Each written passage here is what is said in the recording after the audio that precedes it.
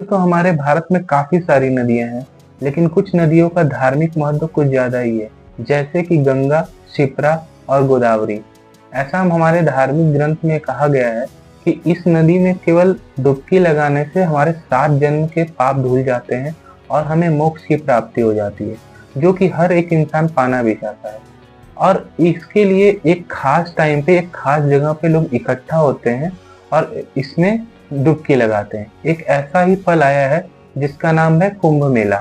सबसे बड़ा प्रतीक कुंभ मेला, जहाँ पर पूरी दुनिया के बड़े बड़े पुजारी और भगवान को मानने वाले लोग यहाँ आकर डुबकी लगाते हैं।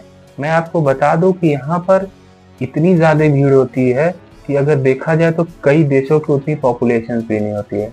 और इस कुंभ की वजह से वहां पर एक टेम्पररी शहर बनाने पड़ते हैं, लाखों तंबू बनाने पड़ते हैं और कई किलोमीटर तक के रोड बनाने पड़ते हैं। टेम्पररी पुल भी बनाया जाता है। ये मेला भारत के लगभग 4 शहरों में लगता है: हरिद्वार, उज्जैन, प्रयागराज और नासिक। और इस साल यानी कि 2025 में ये मेला भारत के प्राचीनतम शहर प्रयागराज में लगने वाला है। मैं आपको बता दूं, ये नदी इसलिए भी खास हो जाता है क्योंकि यहाँ पर 3 नदियों का संगम होता है: यमुना, गंगा और सरस्वती। तीनों नदियों का यहीं पे मेल होता है। और इस साल का ये कुंभ इसलिए भी खास हो जाता है क्योंकि इसका युग लगभग 144 साल के बाद आता है। और ये इस बार का ये कुंभ जनवरी 13 से लेकर के फेब 26 तक चलेगा। अनुमान लगाया जा रहा है कि इस कुंभ में लगभग 40 करोड़ से ज्यादा श्रद्धालु आएंगे। और वहीं पे अगर हम इसकी बजट की बात करें तो लगभग 500 करोड़ रुपए इस कुंभ के लिए खर्च। तो हम लोग इसको सिर्फ कुंभ के नाम से जानते हैं, पर क्या आपको पता है इसमें भी 3 होते हैं, जैसे कि कुंभ, महाकुंभ और अर्धकुंभ। लेकिन मैं आपको बता दूं कि इसको डिसाइड कैसे करते हैं कि कब कुंभ होगा, कब अर्धकुंभ होगा और कब महाकुंभ होगा। समझ लेते हैं कुंभ मेला होता क्या है। कुंभ एक संस्कृत का शब्द है।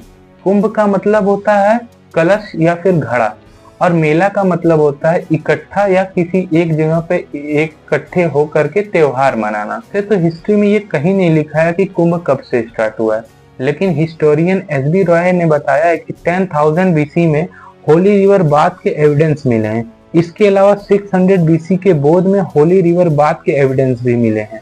हिंदू पौराणिक ग्रंथों के अनुसार ये माना जाता है कि कुंभ का स्टार्टिंग हमारे समुद्र मंथन से हुआ है।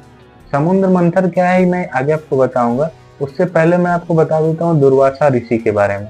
दुर्वासा ऋषि जो है ये माना जाता है कि शिव जी के क्रोध से पैदा हुए थे और इसी के वजह से इनके स्वभाव में काफी गुस्सा होता था, जिसकी वजह से ये छोटी छोटी बातों पर लोगों को श्राप दे देते थे। इसके कारण इंद्र और 2 दूसरे देवता थे ये काफी कमजोर पड़ गए थे, जिसकी वजह से इनके ऊपर राक्षसों ने आक्रमण किया और इनसे इनका स्वर्गलोक छीन लिया। जिसके बाद ये लोग परेशान होकर भगवान विष्णु के पास गए और वहां पर ये सारे देवता मिलके भगवान विष्णु को सारी बात बताए, जहां पर उन्होंने बताया कि अगर आप लोगों को राक्षसों को हराना है तो आप लोगों को अमृत लेना होगा। और ये अमृत मिलेगा कहाँ से? ये अमृत मिलेगा क्षीर मंथन करने से। क्षीर मंथन में आपको अमृत मिलेगा, लेकिन इसको निकालने के लिए आपको दैत्यों की मदद लेनी पड़ेगी। पीकर सारे देवता जो थे वो अमर हो जाते हैं और भगवान विष्णु के कहने पर ये जो भी देवता, जितने भी देवता थे, ये सारे लोग इकट्ठा होकर के दैत्यों का सहारा लेकर के अमृत निकालने के लिए रेडी हो गए। मैं आपको बता दूं, अमृत पीकर सारे देवता जो थे वो अमर हो जाते हैं। इसीलिए भगवान विष्णु के कहने पर जितने भी देवता थे सब इकट्ठा होकर के राक्षसों के साथ समझौता करके अमृत निकालने के लिए आगे बढ़ते हैं। समुद्र मंथन के लिए वासु के नाक को रस्सी बनाया गया था और मंदराचल को मथनी बनाया गया था। मैं आपको बता दूं कि इसमें कुल 12 चीजें निकली थी।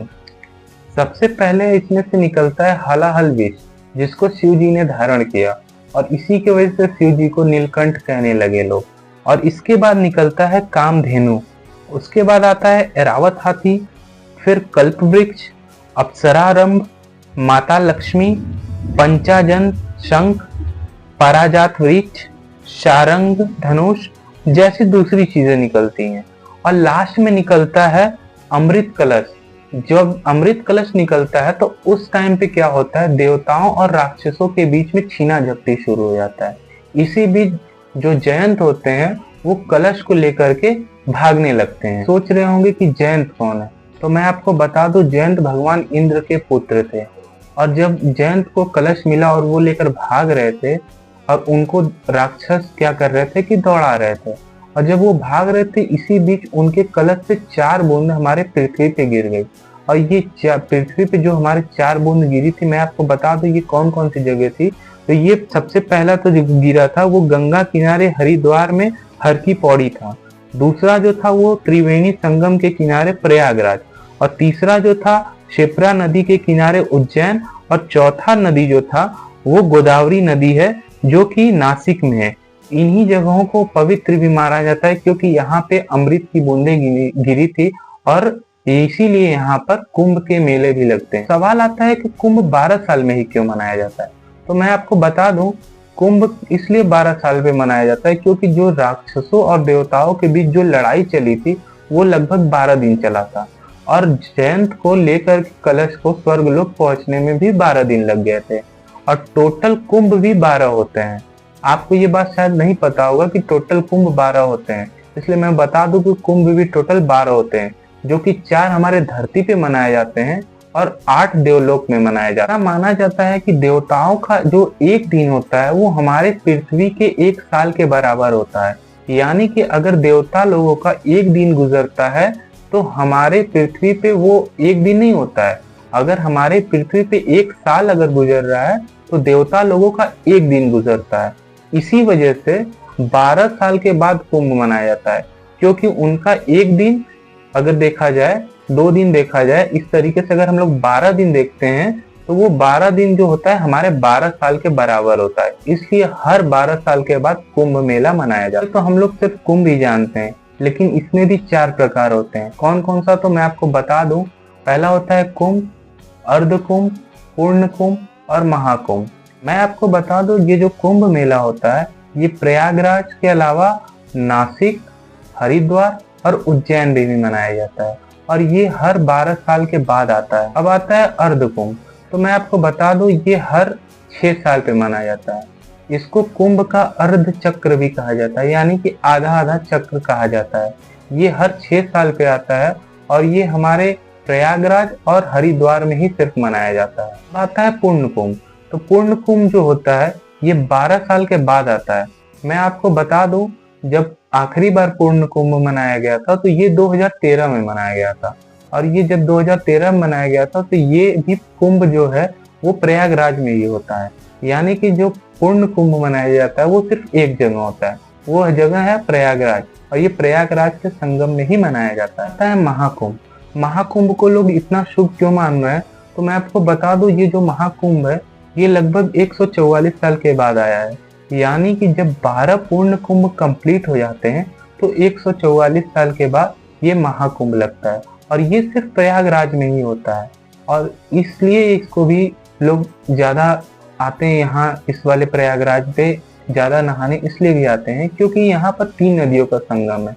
यहाँ 3 नदियां आकर मिलती हैं, इसलिए इसको और भी ज्यादा लोग तवज्जो देने लगे। ये आता है कुंभ मेले का डेट कैसे डिसाइड होता है, तो मैं आपको बता दूं, इसमें जो है ग्रहों की स्थिति, भूगोल विज्ञान, ज्योतिषी गणन और धार्मिक मान्यताओं के आधार पर डेट का डिसाइड किया जाता है। हालांकि इसके पीछे समुद्र मंथन और अमृत की कहानी भी कही जाती है।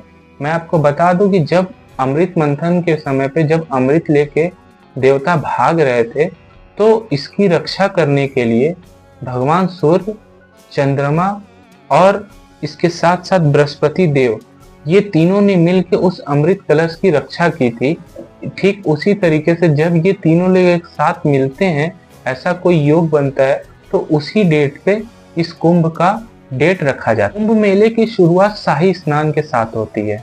मैं आपको बता दूं, इसमें अलग अलग संप्रदायों और 13 लाख अखाड़ों के नागा साधु सिद्धि प्राप्त गुरु नदी में नहाकर मेले की शुरुआत करते हैं। इसके बाद ही जो और श्रद्धालु होते हैं वो इसमें डुबकी लगाते हैं, या फिर यूं कहें शाही स्नान के बाद ही वो नहाना शुरू करते हैं। जानते हैं कुंभ मेले का महत्व क्या है? मैं आपको बता दूं, महाकुंभ जो है ये संस्कृति, आस्था और प्राचीन परंपराओं को एक साथ जोड़ता है। इसको महाकुंभ में विदेश से लोग आते हैं और डुबकी लगाते हैं और सबका एक ही मकसद होता है, वो है मोक्ष। मैं आपको बता दूं कि यहाँ पर जो भी लोग आते हैं, किसी भी संप्रदाय के हों, किसी भी कास्ट के हों, किसी भी रिलीजन को, किसी के साथ कोई भेदभाव नहीं होता है। जो भी आता है वो अपनी इच्छा से आता है और उस नदी में डुबकी लगाता है और मोक्ष के लिए अपने आप को आगे बढ़ाता है। तो इस महाकुंभ में क्या खास है और ये कैसे हमारी यूपी के इकोनॉमिक को बूस्ट करती है, तो मैं आपको बता दूं, ये जो महाकुंभ स्टार्ट हुआ 13 जनवरी से, ये हमारे इकोनॉमिक को काफी असर देगा। ये हमारे आस्था के लिए तो अच्छा तो है ही, लेकिन साथ साथ हमारे इकोनॉमिक के लिए भी काफी अच्छा है। इसमें लगभग माना जा रहा है कि 40 से 45 करोड़ श्रद्धालु आएंगे, जिसकी वजह से हमारे इकोनॉमिक्स पे काफी। मैं आपको बता दूं, 1882 में 20,288 रुपए खर्च किए गए थे कुंभ में, यानी कि आज के हिसाब से 3 करोड़ 65 लाख के आसपास, और इससे 49,840 रुपए का रिवेन्यू आया था, जिससे 29,612 का प्रॉफिट हुआ था। और 1894 में भारत का पॉपुलेशन बढ़कर 23 करोड़ हो गया था और लगभग 10 लाख श्रद्धालुओं ने डुबकी लगाई थी। इस कुंभ में 69,427 रुपए, यानी कि अभी के हिसाब से 10 करोड़ 50 लाख खर्च हुए थे इस बार। यानी कि महाकुंभ में जो बजट है वो लगभग 5,060 करोड़ रुपए है और सेंट्रल गवर्नमेंट ने इसमें 21,000 करोड़ रुपए दिया है।